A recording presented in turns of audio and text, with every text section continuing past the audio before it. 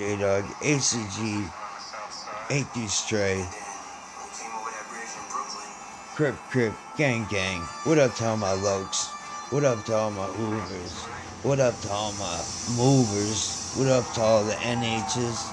And yeah, so CRIP in this bitch.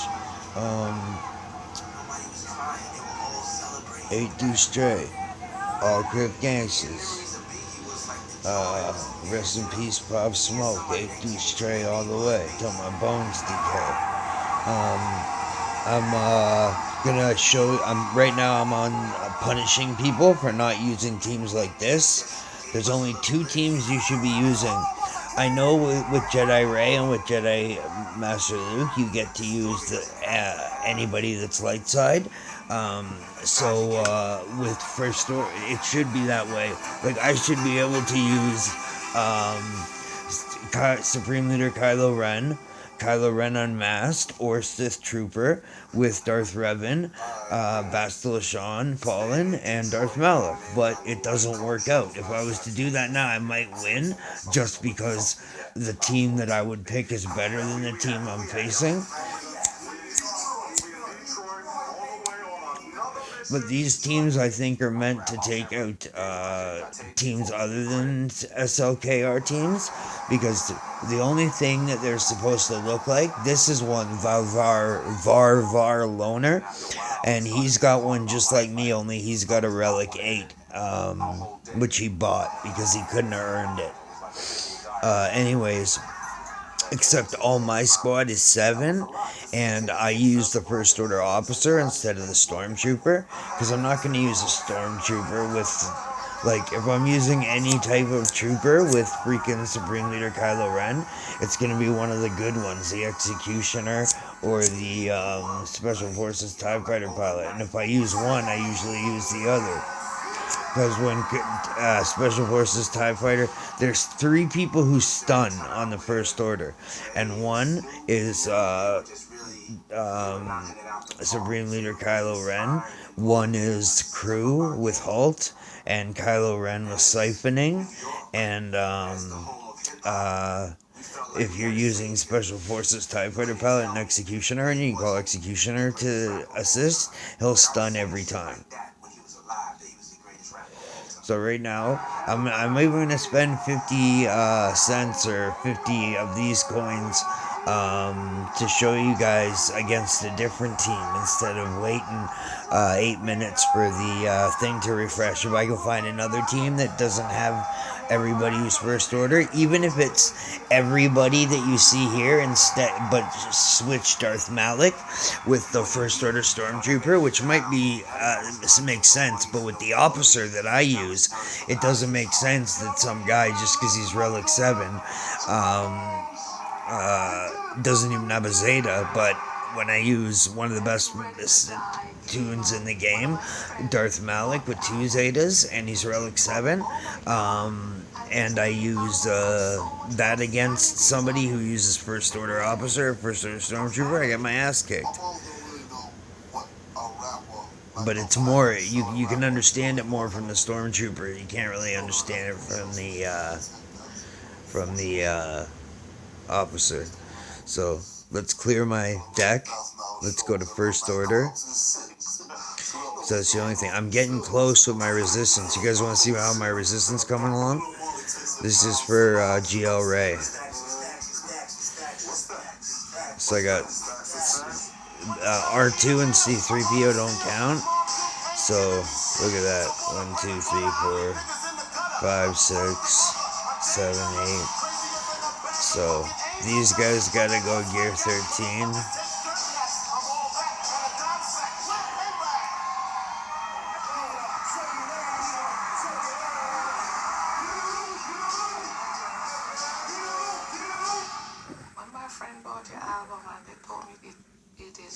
Okay, so gear 13, all of them are gear 13, all of them Relic 7, Supreme Leader Kylo Ren, 6 Zetas, and 1 Ultimate, 2 Zeta, Kylo Ren Unmasked, all of them are Relic 7. 1 Zeta, General Hux. 1 Zeta, Sith Trooper. 1 Zeta, First Order Officer. What I should be able to do is surrender to Kylo Ren. This is what I should be able to do. I'll show it instead of tell it. I should be able to do this. I'm a country and western person. I'm a ballad person.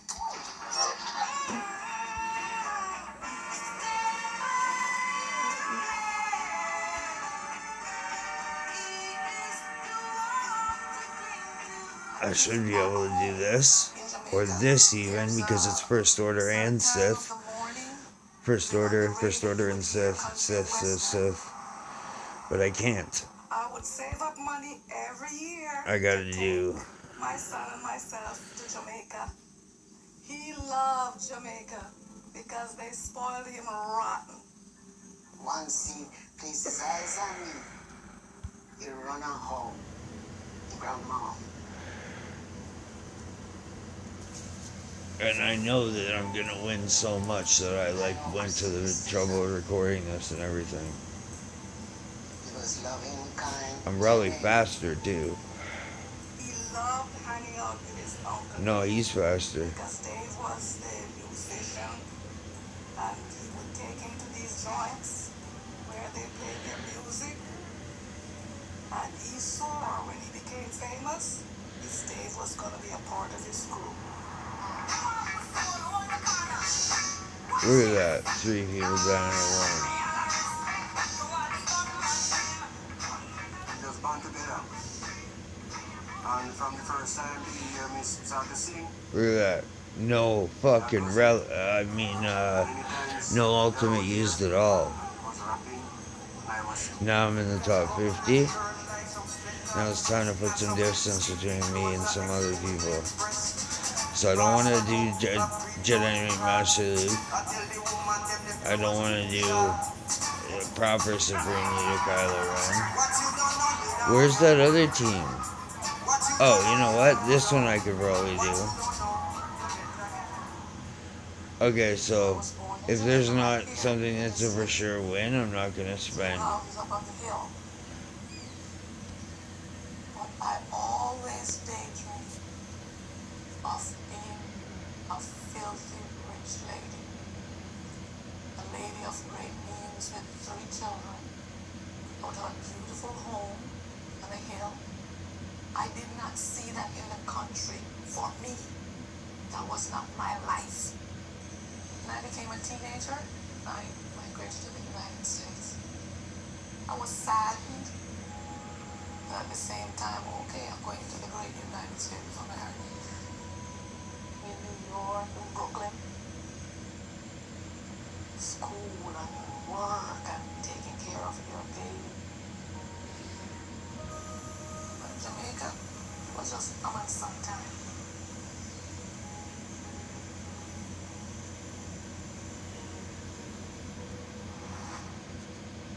I grew up on Kings between Bedford and Nostrand. They grew up on St. James between Fulton and Kings. It was about an 8-block difference from where we grew up at. My mom was further into Bed-Stuy. You know, Big was kind of like borderline Bed-Stuy, Clinton Hill. A lot of people didn't view that as Clinton Hills in that time, especially for the dudes that was quote unquote running around the streets. Clinton Hills ain't sound too good when you talking, right? It don't got that same energy as y'all from the start. We was from the tree line block, a nice looking block. Even though, you know, things went on, you know, people sold drugs, did drugs, people got robbed and all that, but it didn't look as bad as it was. I lived on St. James between Gates and Green. I met Big in front of his stoop. The only place that you could tell was bad was like when you hit Fuller Street. And it's like, I would turn the corner, it'd be like 50, 60 dope fiends. That used to scare the shit out of me when I was little. Now at the time, Big Moms wasn't allowing him to hang on Fuller Street.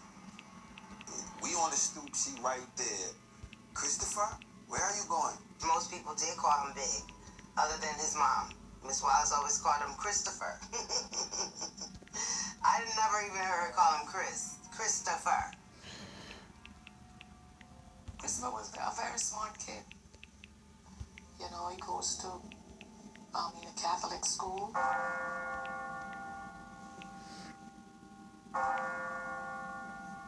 This is my first friend in life. From kindergarten all the way till he was killed. Growing up as children of immigrants, we like kind of were outsiders. Our mothers came from a struggle, but even though we were living in, low income neighborhoods, they came with aspirations. Our friends would be a little bit more street savvy. This is where hip hop came into our lives. Come on, Money Mom, it's Rock Free State. I grew up to that shit. When my mom got me a radio for Christmas, she got me a Fat Boys tape and a Run DMC tape. That's all I had. That was the era of us staying in tune with everything hip hop. And he was already writing since elementary. We had different rhyme books, and we would all link up to start doing routines. When I heard him in his room, I thought it was a noise because I could. Oh my God, will you please cut it out? I'm trying to concentrate here. Look about sipping on them. Iowa. Who's drinking? So as we started to do a lot of shows, it's to the point where Big would be like, yo, you know what? I became a part of the show.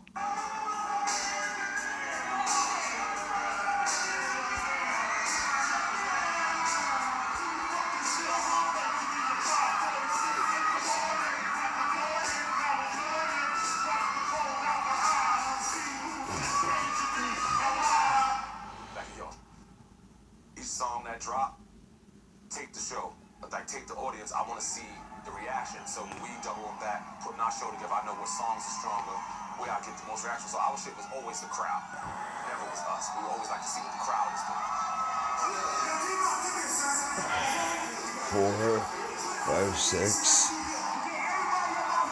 5, 6.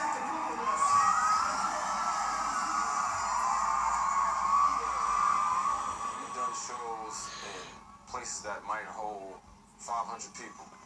Like, we've done shows in the illest places to the biggest places, and it's always the same. 9, 13, 15. What was your life like as a child? Were you shy? Were you outgoing? No, I'm still shy. I'm quiet dude, man. Are you? Yeah, I kind of get the voice. Say the things I wouldn't say in my music.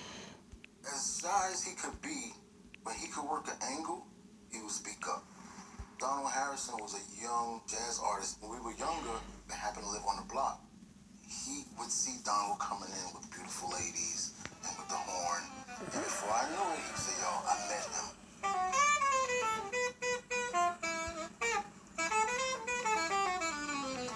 Sounds something like that, man. Yeah, I played with Art Blakey and Miles Davis and Lena Horne. Clinton Hill at that time was becoming a place where a lot of musicians and artists were doing things in that neighborhood. So I figured I should be there too. Well, the jazz musician used to live on my block. James, and the side was real cool. Used to come by the house all the time. I was being helped by older musicians who were nurturing me. One of the things that they told me, which was in my heart anyway, was to pass it on. With Chris, I did a lot of different things. Go to movies, the Museum of Modern Art, explaining Picasso and those guys and the difference between different eras of painting. And he would be a sponge to just so much more that was outside of our scope as young kids. I was initially trying to groom Chris to be a jazz artist because he was so talented. One of the things that we worked on was putting with a snare